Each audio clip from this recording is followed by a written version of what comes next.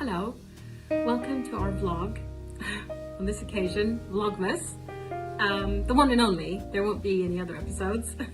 But it was worth stopping and reflecting on all of the events that happened over the last few weeks and the joyous events coming up towards Christmas and the New Year.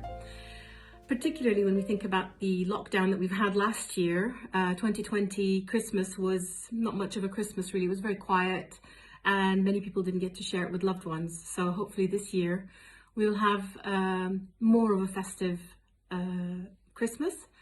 I'm hoping that we can all have a wonderful Christmas this year. The thought came to mind around how could we possibly try to promote a more sustainable Christmas, particularly when we think about COP26 that took place just a couple of weeks ago in the UK in Glasgow. It's very important that we all try to make every effort possible to make Christmas sustainable and beyond Christmas. And there are some small changes that every one of us can do at home. It's not just down to big companies or the government, but it's down to us as individuals as well. And there's a lot that we can do to manage our own carbon footprint and our environmental impact. And what better way than to do this over the Christmas period, and particularly as we start to think about New Year's resolutions for 2022.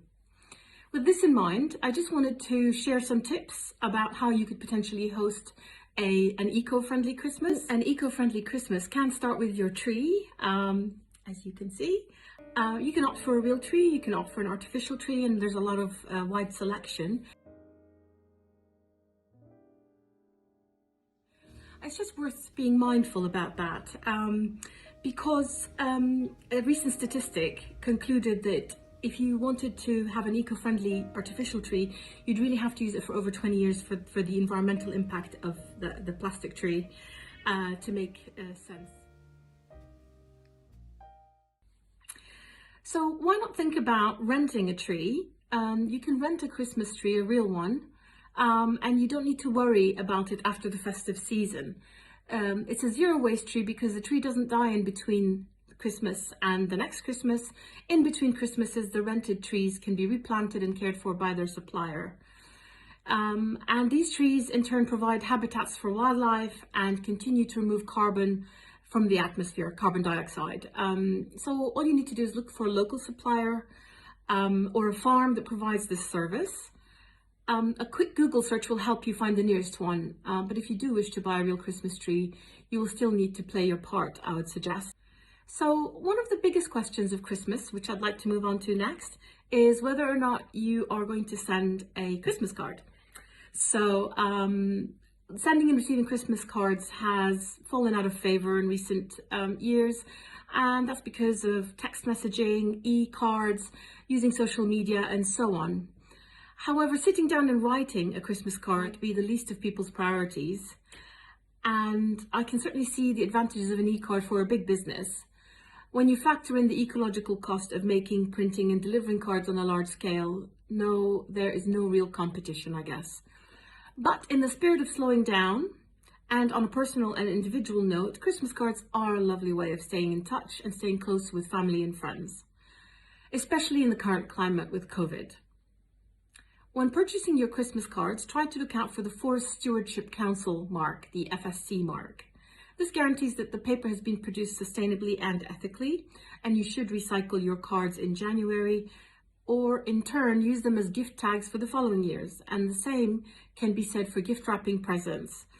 It is possible to reuse wrapping paper if you are able to control yourself when you unwrap gifts, or at the very least you should use sustainable paper that is biodegradable. Don't buy the things with plastic shiny things on them because these don't biodegrade and they pollute the whole supply chain and they just clog up landfills. So I'll put a link down below for a really good supplier of biodegradable wrapping paper. Well, obviously you can use their wrapping paper for beyond Christmas as well. And now a real important conversation as well around Christmas is food. Christmas is an important time to, Christmas is the time when families get together, families, loved ones, friends. It's a great time to celebrate together, spend time together, and it usually is a gathering around a feast. So the Christmas dinner can be, unfortunately, one of the biggest environmental disasters of the year. That's because of the amount of meat that is used by most people, and maybe not all of it is consumed. This impacts the carbon footprint of every household significantly. And I'd like to invite you to consider having a vegetarian or a vegan meal, or at least having an option of a vegetarian meal and not just having all meat on the table. Vegetarian options have been consistently growing in flavor and range, and there's a lot of diverse cuisine out there that's vegetarian. All supermarkets now have a really good selection that you can choose from. And the farming of vegetables has a lower carbon footprint. And choosing homegrown vegetables means that those foods have traveled fewer miles, and therefore their carbon footprint is less, and you are supporting local farmers as well, which is very important. And whilst you may not wish to give up meat during the festive period, there are many ways that you can reduce and minimize your Christmas carbon footprint by avoiding waste or using smaller cuts of meat, buying organically and sustainably reared animals. Farm Drop has a list of producers to browse, while Able and Cole and Riverford have a tool that provides recipe suggestions. Before throwing out your leftovers, try Googling new recipes. Surplus meat can be sliced and individually wrapped and frozen. I'll provide a link to that in the script below. It's worth thinking about how you can avoid plastics, for example, plastic toys for children, because these are made using fossil fuels, and their production contributes to environmental crises on the other side of their lifespan when they're no longer in use and they're discarded. And you need to consider carefully how you can buy sustainable gifts. It's also worth considering swapping and not shopping, because reuse of toys is also a very good way of minimizing the carbon footprint. And once the toys have been used, it's a very good idea, and I'm sure many of you already practice this, that you give the unwanted toys that are still in working order to a charity shop. So, also, if you want to make sure that the toys that you are buying are environmentally friendly, you can look for logos like Fairtrade or Rainforest Alliance and the Scientific Certification System, SCS, FSC, as we mentioned before, with paper and cardboard, Energy Star, and palm oil free. And remember to take your reusable bags with you when you go shopping. And now for the Christmas tree and the decorations on the tree. The best eco-friendly decorations are the family heirlooms. I have a few. I wish I had many more. There are quite a few that I think about, remember from my childhood, that seem to have gone walkies, but I have a couple still, and I love them dearly, as I'm sure you do too. So it's perhaps worth going into the attic and dusting off the old box of Christmas decorations that you have up there, rather than buying new ones every year. And then when you are buying them, when you're buying new ones, just think about the material that's been used to make them. Try to use or buy Christmas decorations that are made of wood or glass, wool, cotton, and even straw, because these are quite sustainable.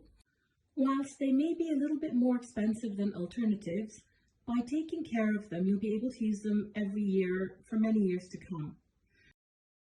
When it comes to eco-friendly Christmas lights, consider switching to LEDs, as they use up to 80% less energy. You can switch to solar panel lights as well for any outside decorations, and that makes not only environmental savings, but also it helps you save on energy bills, as they will be reduced. And finally, the all-important Christmas outfit. With diaries starting to fill up again and looking forward to a Christmas spent with loved ones, we should start to think about what to wear, as I'm sure you all have.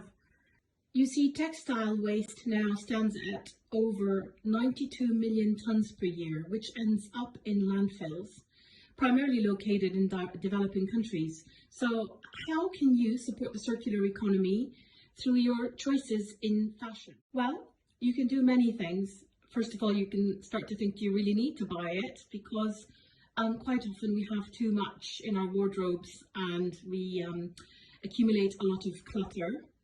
And we have a lot more clothes, and many of us, every one of us, I'm sure, has clothes that we haven't worn yet with still brand new labels on them. You can look towards brands such as LK Bennett and Marks and Spencer's in the High Street, who are now offering clothing rental services as well. You see, as the industry moves towards sustainability, that is really to address concerns around fast fashion. The service of hiring clothes is cheap and environmentally friendly, excellent option for all.